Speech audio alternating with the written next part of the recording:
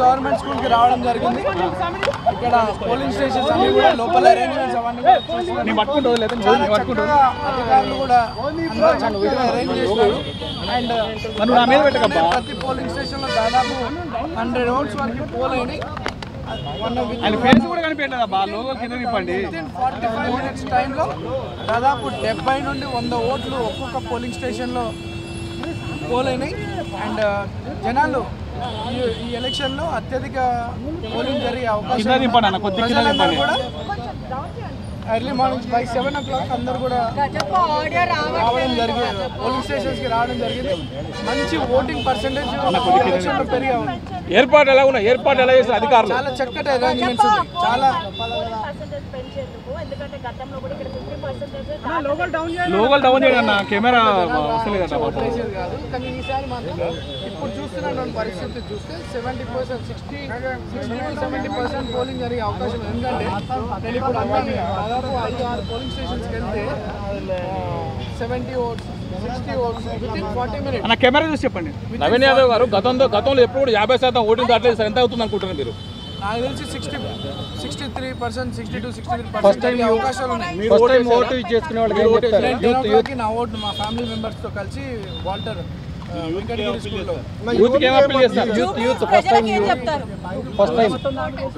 Time కానీ vote for your future, vote for your constituency development, not for sympathy, not for sentiment. ఇది మన భవిష్యత్తుకు సంబంధించిన ఎన్నిక కాబట్టి చాలా తెలివిగా జాగ్రత్తగా ఓటు వినియోగించుకోవాలని కొన్ని ఏరియాస్ లో కూడా EVM machines problematic that is all common. అవన్నీ కూడా అధికారులు దాన్ని రాటిఫై చేస్తారు. స్టార్ట్ అయిన టైం నుండి దాన్ని చేస్తారు. ఇక్కడ లేదు ఈసారి యూత్ అంతా కూడా కాదు, చాలా మంది ఓటర్స్ నెగ్లెక్ట్ చేస్తారు election. But this time 10-15% polling percentage పెరిగే అవకాశం ఉంది. ఈ వాతావరణం చూస్తుంటే ఒక 10% ఓటింగ్ పర్సెంటేజ్ పెరిగే అవకాశం. ఫస్ట్ టైం ఓటర్స్ కి ఏం చెప్తారు? అదే చెప్తున్నారు. చాలా మంది ఓటర్లు ఓటింగ్ డే అంటే హాలిడే లాగా ఇంటికి అంటారు కదా, వాళ్ళందరికీ ఏమి అప్పీల్ చేస్తారు? లేదు హాలిడే లాగా ట్రీట్ చేస్తలేరు. భవిష్యత్తు గురించి ఆలోచించి ఓటర్స్ అందరూ కూడా బయటకు వచ్చి ఓటు వేస్తూ ఉన్నారు. సమాజం గురించి ఆలోచించి ఓటర్స్ రావడం జరుగుతూ ఉంది. ఈసారి లోకల్ బాయ్ కాబట్టి కొంచెం పర్సంటేజ్ పెరిగే అవకాశం ఉందా? ఉంది. ఇప్పుడు నేను దారిని అక్కడ కార్ దిగినప్పటి నుండి లోపలికి వెళ్తుంటే అందరూ కూడా కంగ్రాచులేషన్స్ అని చెప్తా. ప్రతి ఒక్క ఓటర్ కంగ్రాచులేషన్ చెప్తాను. I'm feeling very happy.